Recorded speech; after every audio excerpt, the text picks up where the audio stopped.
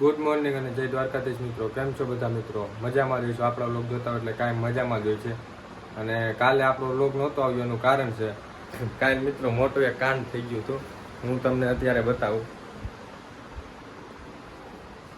જો કાલ 8 વાગ્યા ભાઈ છે ને આપણા નાના ભાઈ યશભાઈ ગાડી છે ને સ્લીપ ખાઈ ગઈ. ટૂંકમાં કૂતરા આડા પડ્યા ને એટલે જો અને હારી પેટ છે ને બધે લાગી ગયું. આમ મોટું કીધું અહીંયા હોતે હજી લાગ્યું માથા, પછી અહીંયા બધે લાગ્યું ખંભે.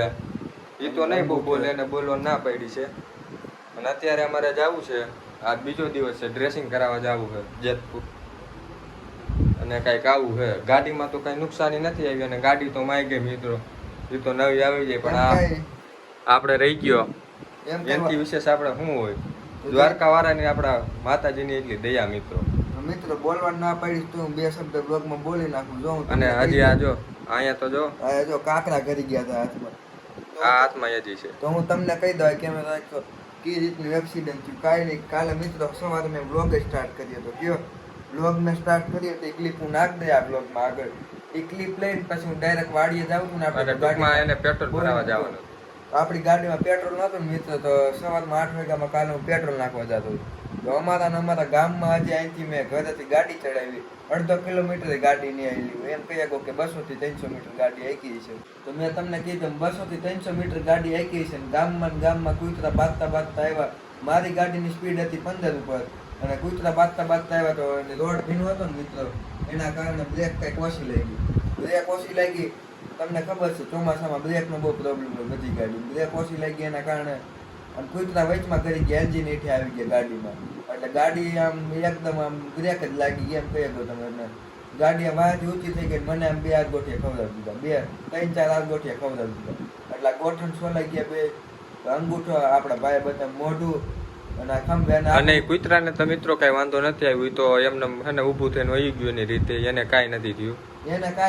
અને આપણે નવું જીન્સની પેન્ટ પહેર્યું તેમ કહી શકો તમે. હજી મહિનો દી થયો છે જોઈન્ટ મેં પહેરવા કાઢી. એ પેન્ટની હાલત કેવી છે ને તમને આગળ બાયણા જઈને કહું. મારે શર્ટે ફાટી ગયો, શર્ટ અહીંથી ફાટી ગયો. પેન્ટ છે ને મિત્રો, પેન્ટ જ મને બચાવ્યું એમ તમે કહી શકો. પેન્ટ નો હતું ને એટલે જ આટલું ઓછું લાગ્યું, નકર તો હાડકા દેખાઈ ગયા હતા. પેન્ટ જ બચાવ્યો મને એમ કહે. પેન્ટ આગળ તમને બતાવી દો કઈ રીતની પોઝિશન છે. પેન્ટ નવું ફાટી ગયું. પેન્ટ તો માઈ ગયો, હાલો આપણે બચી ગયા કયો ને. કાલ તો હાવ બોલે એવી પોઝિશન નહોતી. આજ કંઈક હજી એમ સારું છે. અત્યારે નાઈ ધોઈને એકદમ કમ્પ્લીટ થઈ ગયા છે. જવાનું છે પાછું દવાખાને. આજે ડ્રેસિંગ કરાવવા જવાનું થાય પાછું. તો બ્લોગમાં બન્યા રહીજો.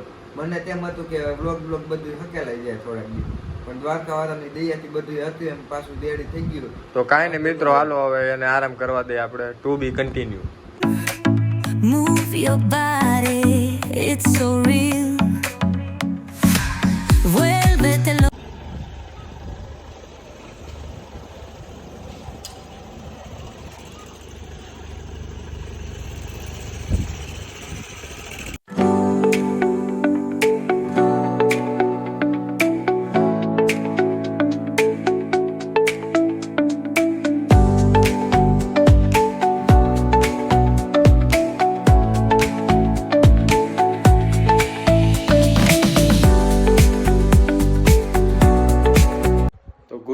જય દ્વારકાધીશ મિત્રો. આજે છે બીજો દિવસ અને આપણે કાલે ડ્રેસિંગ કરાવવા ગયા હતા, તમને બધાને ખબર જ છે.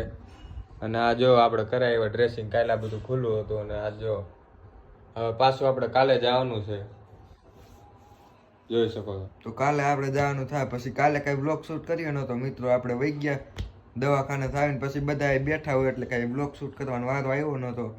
એટલે અત્યારે સવારે કીધું એક ક્લિપ તો લઈ લે અને બ્લોગ એન્ડ થઈ જાય. આપણે દવાખાને ગયા તે પછી કઈ શૂટ થયું જ નથી. એકાદી ક્લિપ લીધી તેમ તો દવાખાને નાખી દેવું અને કાંઈ ને અત્યારે આ બ્લોગ એન્ડ કરી દઈએ સારું રહે કા. અને કારણ કે બધાને છે ને ખબર પૂછવા આવતા હોય એટલે ટાઈમે ન હોય આપણી પાસે એટલો. કોક ને કોક આવી જાય એટલે વ્લોગ ઉતારવાનો ટાઈમ ન મળે. તો કાંઈ ને આજનો વ્લોગ આપણે અહીંયા જ એન્ડ કરી દઈશું.